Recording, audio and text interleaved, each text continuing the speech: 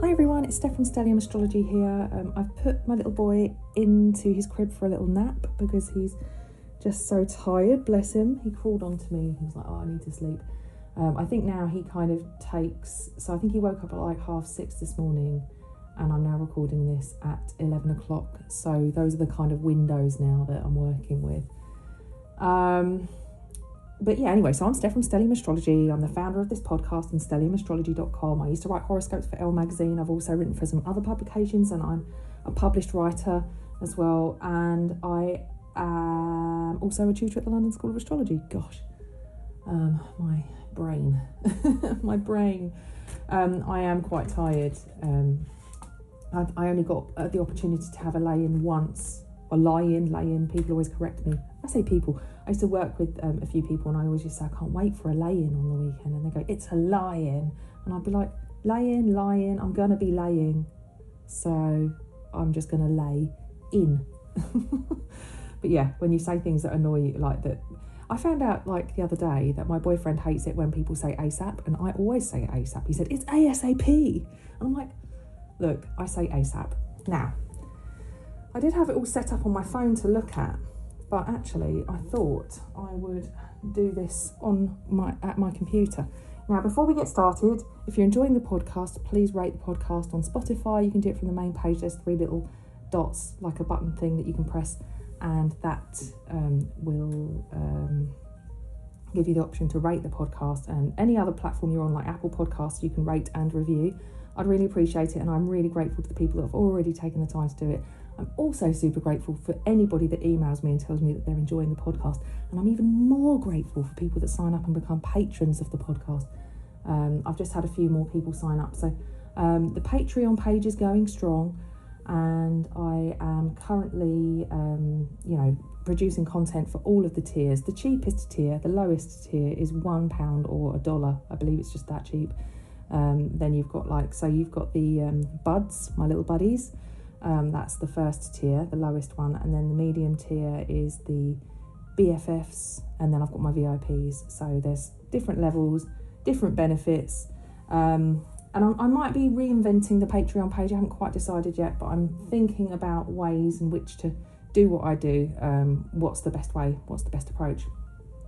So that's that. Now, also, we are coming to the 100th episode of the podcast. Let me just, if I can do this very quietly so that it doesn't make too much noise. I'm just on my phone.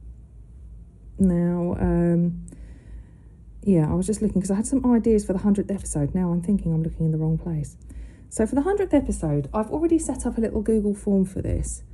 But what I'm thinking is that you guys can submit your suggestions basically, and questions, anything like that, and then I can get somebody, a friend of mine, or maybe I can just do the show on my own and answer questions on my own. We'll see what happens. We'll see what other people's availabilities are like. But I'm thinking of doing a kind of podcast episode where you guys get to interview me, and it doesn't have to be about astrology. It can be about anything. You can ask me anything you want. An AMA, Ask Me Anything session on the podcast, and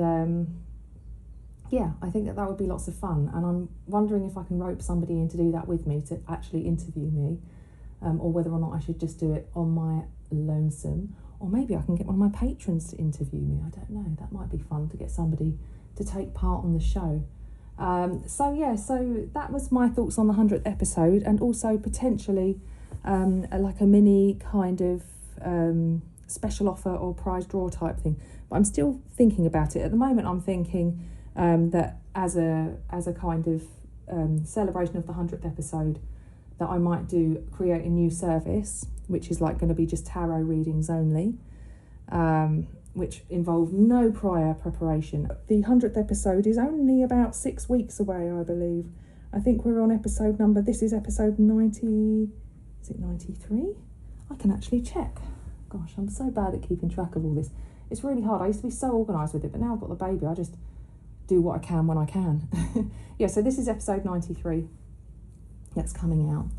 And I think, isn't it funny that I've decided to do Synastry, to explore Synastry, relationship astrology, when we have got, let me pull up the current chart. So at the moment in the skies, we've got Venus approaching Neptune, but we've got like Venus, Neptune and Jupiter all together. And Venus, and well, Mars is in Pisces as well. So we've got a lovely stellium in Pisces at the moment. We've got Mars at 7, Venus at 21, Neptune at 24 and Jupiter at 26. So it's very much, like that romantic, relationship-y vibe. But also Juno's in Pisces as well. And Juno is also very connected to relationships too. So I just feel like, obviously meant to be. And then, having said that, we've also got the North Node and the South Node in Scorpio and Taurus, which are both Mars and Venus ruled traditionally. And they happen to be sextiling and trining Jupiter and Neptune and Venus all in Pisces as well. So there's this like lovely, perhaps it's my fate to talk about relationship astrology. Now, you'll hear me typing and you'll hear me sort of calling stuff up on the computer, and I obviously don't have long and I've already waffled on for long enough. But actually, I have got, oh gosh, it's asking me to log in. Of course it is, of course. There we go. That's it, save. Brilliant.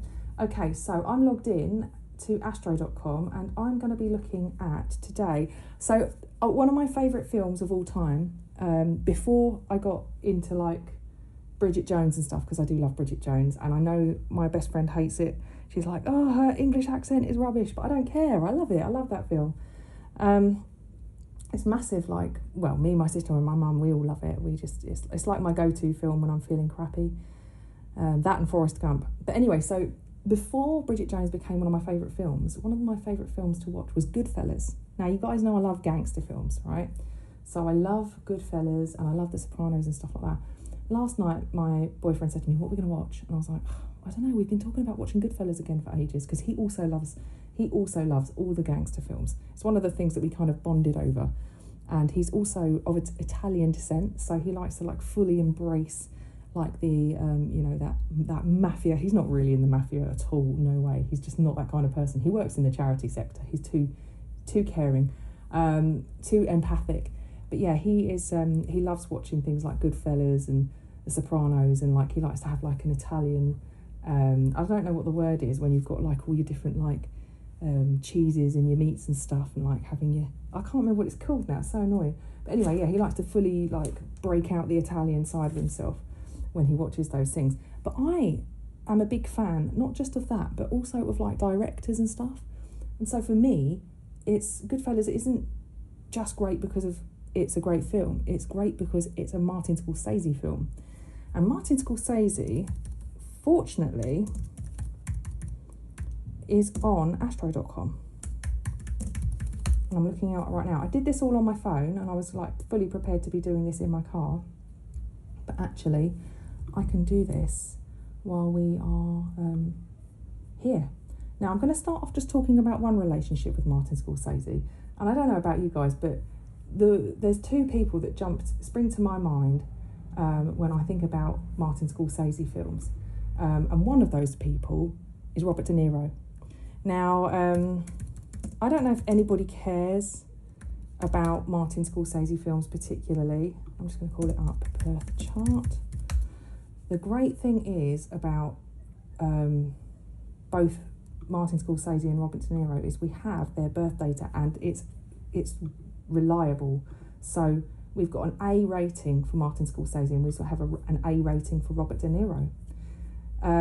So let me tell you why I'm interested in Robert De Niro and Martin Scorsese. It's because not only is Robert De Niro in Goodfellas, and he plays a pretty prominent role in Goodfellas, he also is in, I think he's in like 11. So let's see, I've got here, Martin Scorsese. His films, Mean Streets, Taxi Driver, Raging Bull, The King of Comedy and Goodfellas are often cited among the greatest films ever made. Having seen a handful of those, and particularly Goodfellas, I know they are incredible films. It's not just, it's like the casting, it's the storytelling, it's the music he chooses. I used to be, back in the old days, a while back, I used to be a bit of a film buff. So I'm not just a huge Scorsese fan, I'm a huge Tarantino fan as well. I'm a fan of directors. Coen brothers and stuff like that. So, you know, you could look at this on many levels. Here what I've got is The Irishman, Raging Bull, Mean Streets, Taxi Driver, Cape Fear, The King of Comedy, Goodfellas, Shark Tale, which is weird that that's on there, The Irishman in Conversation, The Godfather, and Who's That Knocking at My Door? Yeah, basically, I think those are all films with Robert De Niro in. And there's actually a page here that says, on Wikipedia, Martin Scorsese and Robert De Niro. So we can look at that, or I can call that up. But what I wanted to talk about was, Robert De Niro. So what I wanted to look at really was the astrology side of it. So let's open up their charts. Now let's have a look. So Martin Scorsese has got Leo rising, 26 degrees Leo rising, and he also has his Sun and Venus, Mercury and Mars and his IC all in Scorpio. So that means he has a Scorpio stellium, which is already going to be dealing with like the nitty gritty, the taboo stuff, the underworld, the things that people don't want to think about. All the while we're walking around the streets and, you know, getting on with our lives. Underneath us, below us, we have subway trains, we have a sewage system. You know, we have life teeming below us in the ground, like rats and you know, all these like bugs, like earthworms, for example, that are like fertilizing the soil by eating the dirt and then pooping it out and making it fresh and like a really healthy environment for life to flourish. That's all very Pluto stuff. Some of the stuff we don't want to think about. We don't want to think about rats everywhere. We don't want to think about the sewage flowing in the pipes below us, but it's all there. Martin Scorsese's chart is literally, he's got like a Scorpio stellium on the IC. He's literally got the sewage the sewage pipes are running on the bottom of his chart, and that's where his sun is highlighting. And here we are. So we've got so his sun's at 24, his Venus is at 24. It's like partile. His Mercury is at 16, which is basically the degree of my moon. No wonder I love his storytelling. And his Mars is at 10. So, and where's his IC? What degree is that? 20 degrees. So it's all really tightly hanging around the IC in Scorpio. And this is a real sort of, if you think about it, the sun in Scorpio is already going to be highlighting, you know, maybe secret societies, if we're thinking about Scorpio, or like the, you know, kind of the taboo nature, those. With Scorpio, you kind of think like there can be crime involved with Scorpio, because there's this like other worldly element about it, like different to what the path we normally tread, the hidden aspect, the mystery. You know, and Scorpio also can be associated with other people's money as well, and other people's resources. So if there's people like, I'm just going to refer to The Sopranos. First of all, they call themselves waste management, which you can think about that Scorpio side of things being waste management.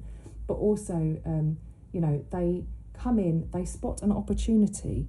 They don't take the business for what it should be. So think about on Goodfellas, for example, there's a guy that runs the Copacabana club.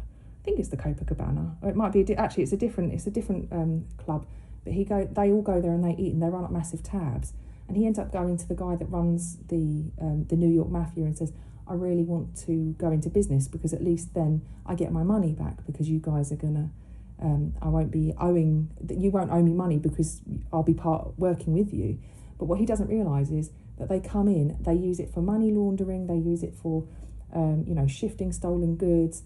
They continue to eat everything in there. They literally, you know, consume everything, and then once they're done, they discard it. So that they basically, it's almost like parasitic in nature. They're feeding and feeding and feeding off of it. So if you think of it like in that sense, like a bit parasitic, you could in some ways imagine that Scorpio has that ability to siphon. I'm not saying all Scorpios do, but if, you know, you channel things in the wrong way, I suppose water signs in that symbiotic nature, in an unhealthy expression of a water sign, can be like that.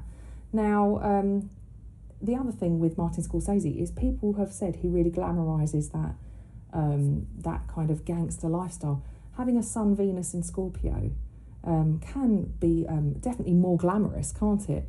And then that Mercury and Mars tells a story which is very violent and very what's the word? How can I don't know. You know me, my baby brain.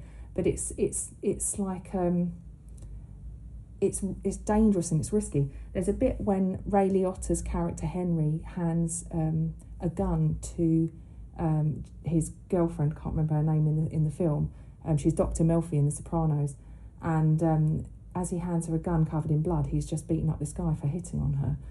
She says, a lot of my friends would have seen that gun and run, but I got to admit, it turned me on. And it's just like that. It talks about the side of that lifestyle which has like a sense of danger and appeal about it. He's also got a Mars Pluto, and I think it's Mars Pluto, Mars Pluto and Mercury Pluto square as well. So he's really able to tell the stories and really like explore the dangerous elements and go to really, really horrible dark places. And Goodfellas, there's some graphic, horrible stuff in that film, but it's telling a story of a culture that is kind of it's shrouded in mystery and also in a sense a kind of glamour, because people think they like certain aspects of the lifestyle because they can kind of explore it through film and TV, and they can disassociate from some of the more psychopathic aspects of it.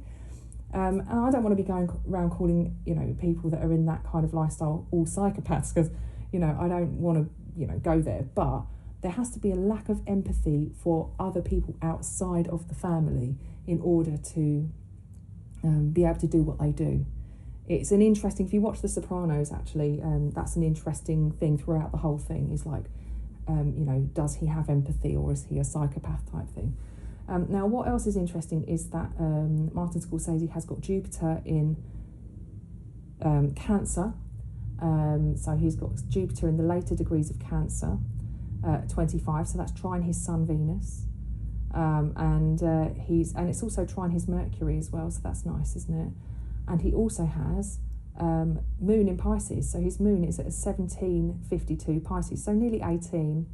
So actually he's got a grand trine with his Moon, Sun, Moon and Jupiter. And actually that Jupiter and Moon feeds into his stellium as well, because it's sort of slap bang in the middle, so it feeds into the Mars, the Mercury, the IC and his Sun Venus, whereas Jupiter kind of feeds more into I don't think it trines his Mars. So he's got a really great, a grand trine, a storytelling grand trine in the water signs, exploring family and the darker aspects of family. Now, what we know about Scorpio is that they can have obsessive tendencies. Now, let's have a little look at Robert De Niro's chart very quickly. Now, Robert De Niro doesn't have anything in Scorpio, but he does have a Moon in Pisces. And get this, he's got Moon at 14 degrees Pisces. So for for Martin Scorsese to have had him in so many of his films, there is an element of understanding about each other and how each other would probably like to work. Robert De Niro also has got Mercury, Venus. Mercury and Venus are opposite his Moon in Pisces, which means they'll be opposite Martin Scorsese's Moon in Pisces, which means that actually, if you think about that grand trine I was describing, it's actually making a kite formation out of the Martin Scorsese's grand trine. So he's got the Jupiter in Cancer, he's got the Stellium in Scorpio. That Virgo stuff's going to be sitting in a sextile, potentially, from each one. And also, Robert De Niro's IC happens to be in Virgo as well. So it's likely that the pair of them feel very much at home with each other, because Robert De Niro's IC sits in Virgo, and with his Mercury and Venus conjunction, which will be sextiling the Scorpio stuff and the Cancer stuff and opposing the Pisces stuff. And so the midheaven, Robert De Niro's midheaven, is up there in Pisces, hanging around Martin Scorsese's Moon, while their moons are actually in conjunction. If you've ever met somebody who's got their moon in the same sign as you, or actually around the same degree, you're going to find that you feel like you come from the same place. There's a sense of knowing about each other and understanding of each other. And, you know, there's so many other things that could play into this, but this is just an example. This is just something I picked out because these guys clearly have got good synastry. Now you've got Robert De Niro's actually got his moon square, so it's kind of a bit wide. So he's got Uranus and Saturn both in Gemini, and his Uranus is at 8 degrees of Gemini, and his Saturn is at 24. Oh, so his Saturn is on the discovery degree of Uranus. That's interesting, isn't it? So this, by the way, these chart details can be found online very easily. I'll link them in the bio at the bottom. But yeah, so he's got, with this Saturn and this Uranus, particularly with Saturn is square his natal moon in Pisces. So Robert De Niro's Saturn will be square Martin Scorsese's as well. And it's also square to Robert De Niro's Mercury, Venus, IC, and actually Neptune as well, but we'll go into that in a minute. But that is creating a T-square, which, as you know, is like one of those very highly charged aspect patterns, which requires a regular focus. It's that squeaky wheel that constantly needs attention. And with the moon involved as well, it's like a daily thing. It's going to have to be done daily. So actually, this moon square Saturn and opposite all of the Mercury, Venus, and the IC and everything, it's literally like a kind of I think that relationships, and there's a lot of value on hard work and relationships here with that. And it's all about detail. I think it's very detail orientated, which I suppose Martin Scorsese can appreciate, that detail, that focus. It's the craftsmanship with Virgo. With any planets in Virgo, it's coming from a place of it's humble roots, I'd say. With a Virgo IC, there's humble roots. Things have to make sense. There's an element. There's not a lot of ego about it. There's an understanding of a hard day's work, and then all of that square Saturn as well. It's like perfecting and becoming that respected and well-recognised figure. And I always try and steer away from saying authority because it just annoys me. But actually, this is somebody who is able to tell a story about family, and also, in Pisces as well. Pisces, Neptune, that 12th house vibe is extremely, what's the word? It deals with institutions. It deals with places where either we've given up or there's been self-sabotage. It's connected to things like prisons. It's connected to things sometimes like schools or mental institutions. Also connected to like dream work and hypnotherapy. It's not all condemning. But actually, if you think about like being a crime family, it could be very much connected to the 12th house, where it's operating on a very subtle, secretive level. It's serving. There's an element of being parasitic about it, I suppose, which you could connect with having like the Pisces moon. But this is like somebody who's here to represent and tell the story. This Saturn in Gemini, telling the story of all of the things that Martin Scorsese wants. Because let's not forget that it isn't just about Goodfellas. There are other films that he did that aren't about crime families, but they're always really gritty. He tends to tell stories that are very gritty and very what's the word? It's not fluffy. It's not meet the Fockers. I'm just going to close the window because there's an alarm going off. It's bloody typical. So anyway, so that T-square is very interesting as well. And then you've got like the fact that Uranus is square the moon as well. But I'm not going to bother going into too much, because actually the other thing that's really interesting is that with a T-square, what we look for in order to work with it in a productive way, because it can be incredibly difficult to work with a T-square from time to time. It can be hard going. This is a mutable one as well, so it feels very fluid. It doesn't feel like it gets stuck. It's constantly in motion. I have a fixed T-square in my chart, so I can get myself stuck in a rut and feel like there's no way out. But this one feels like this is constantly many fingers in many pies, watching many pots. And I suppose that Robert De Niro is, if you think about his back catalogue of films, the fact he's been in so many films for Scorsese is one thing. But then to think about the other films he's done, he's just like one of the most, for me, I want to say the best actors. I mean, he's kind of taking on absolutely anything and everything these days, but he's just an amazing actor, storyteller. And I think that there's a gift with Pisces, and also I'm going to bring it to his son in Leo as well. There's this with Pisces and Leo. There seems to be this ability to almost like, as a performer, shapeshift and become something else. And I think that Robert De Niro, there is a bit in Goodfellas where he suddenly becomes really paranoid, and he starts. You see a different side of his personality come out. So for years and years and years, him and Henry, Ray Liotta, have been great friends. And then they start doing, if you haven't seen Goodfellas, then I'm sorry, I'm going to spoil it for you. They start getting into drugs, selling drugs.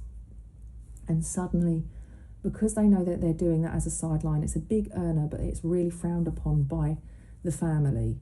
And the head of the family would discommunicate them if he found out. He does not want to get caught by the police. He doesn't want to end up in prison, and he doesn't want the head of the family to find out either.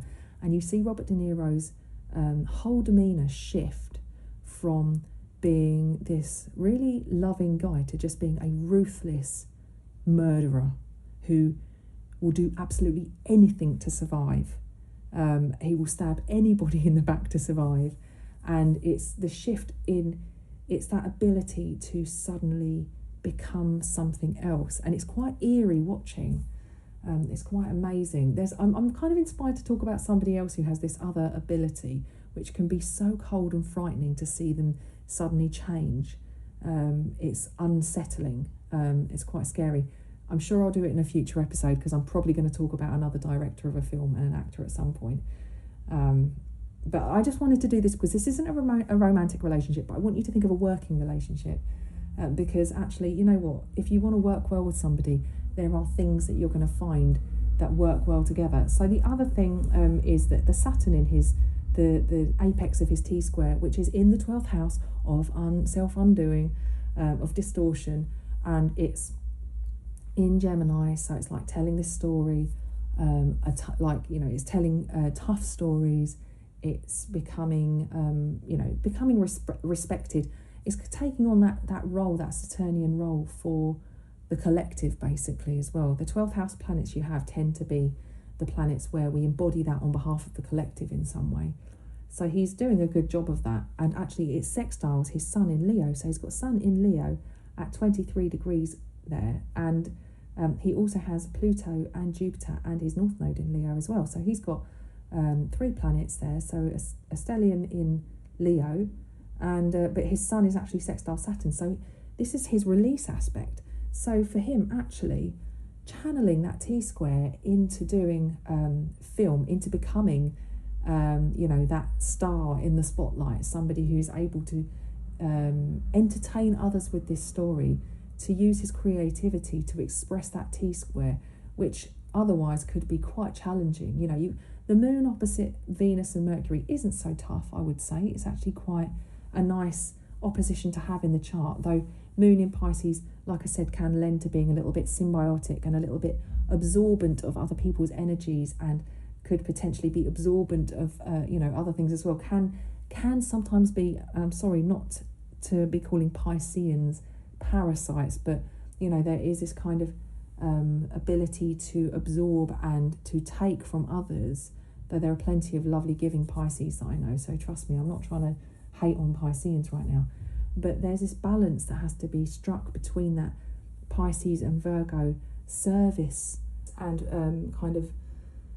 service to others, this kind of Virgo service of being part of something, and then this Piscean being part of something bigger. It's also kind of like a victim saviour thing as well with the Pisces Virgo axis. But but all coming to square in that storyteller Gemini with that Saturn there as the apex.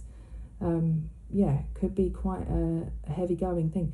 He's also got Mars in Taurus as well. If we think about Scorsese's chart having Mars in Scorpio and having that Sun Venus. So Robert De Niro's Mars is at 26, so it's opposite that Sun Venus. So it'll be on Scorsese's midheaven.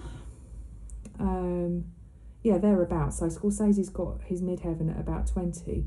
So Robert De Niro is his Mars is up there. So what I like about that is that actually, and if you think, I think one of the films that he had Robert De Niro in was called Raging Bull. So Robert De Niro's Mars in Taurus, the Raging Bull, literally embodiment, is sitting on Scorsese's midheaven, about 6 degrees away from it, at 26 degrees, and it's opposing his Sun Venus. And it's also, let's have a look, so yeah, it's opposing his Sun Venus. It's exactly square Martin Scorsese's ascendant and descendant, which is interesting as well. So this relationship, this Mars square, is actually worked really promisingly in getting Martin Scorsese's attention in order to cast him for multiple roles in his films. This is also somebody, if you think about Martin Scorsese and that obsessive Scorpio quality of wanting to,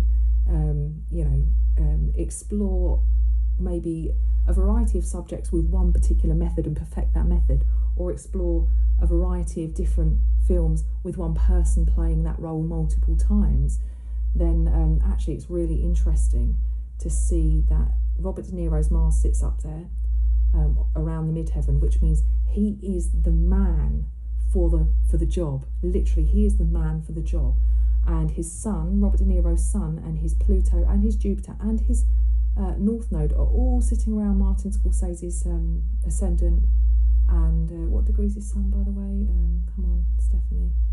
Yeah, his Sun's at 23. So it's all just ever so slightly sitting in Martin Scorsese's 12th house, but very close to the ascendant. So he's Robert De Niro in Martin Scorsese's eyes is the guy for the role. He's the one that can portray the various different personas that he wants him to do from all the different films. Let's just have a quick look and see. Go away, updates. I don't want to update right now. So the relationship, 1970s, they did Mean Streets, Taxi Driver, New York, New York. Think about Robert De Niro's Saturn in Gemini. There you go, that's your Taxi Driver. And also that Venus and Mercury conjunction opposite his moon. It's that Mercury, isn't it? The Taxi Driver. That film's pretty dark, actually. He's very young in that as well, Robert De Niro. New York, New York as well. And then in the 1980s, Raging Bull and the King of Comedy. 1990s, Goodfellas, Cape Fear, Casino. Now, Casino, another amazing film about, that the family, La Casa Nostra, that lifestyle. And then in 2010s, The Audition and The Irishman. I think was The Irishman like for Netflix or something. Pretty sure I saw that on, or I don't know if I actually sat down and watched it properly, but it was like another gangster thing, I think. And then in the 2020s, The Killers of the Flower Moon.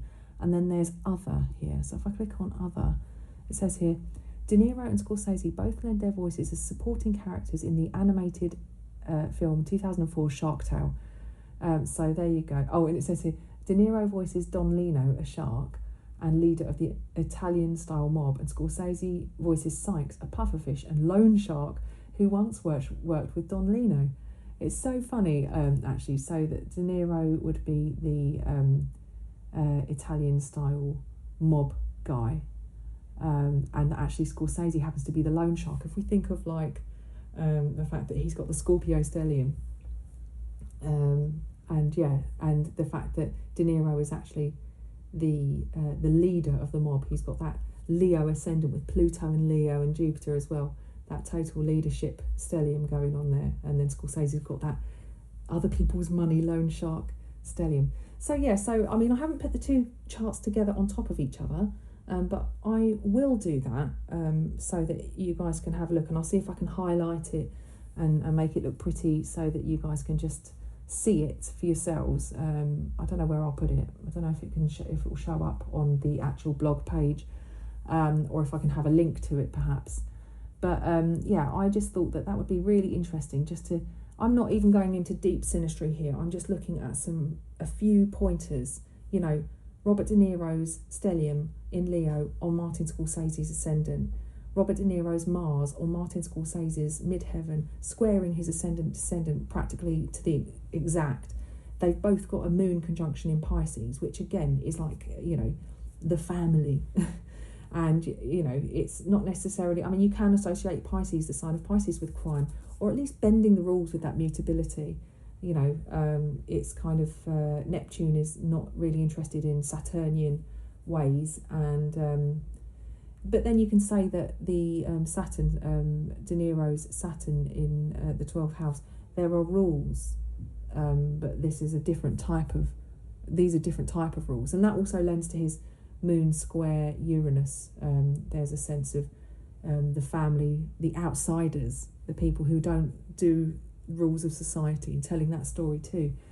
But yeah, so you've got all of that going on, and then you've got opposite both of Scorsese and De Niro's moon in Pisces, you've got that Virgo planet, the Virgo planets Mercury and Venus, and the IC, Robert De Niro stuff, which creates that kite, which is the kind of, if you think of the kite, it's almost more like a bow and arrow being pulled back, and the planets that are in opposition, so Scorsese and De Niro's moon being opposed by De Niro's Mercury and Venus and IC, it creates that kind of, again, it's like another type of storytelling. So it's almost this, there's a storytelling and performance-based dark kind of synastry here, which makes for a great working relationship, which is only sort of reinforced by the back catalogue of films that they've created together.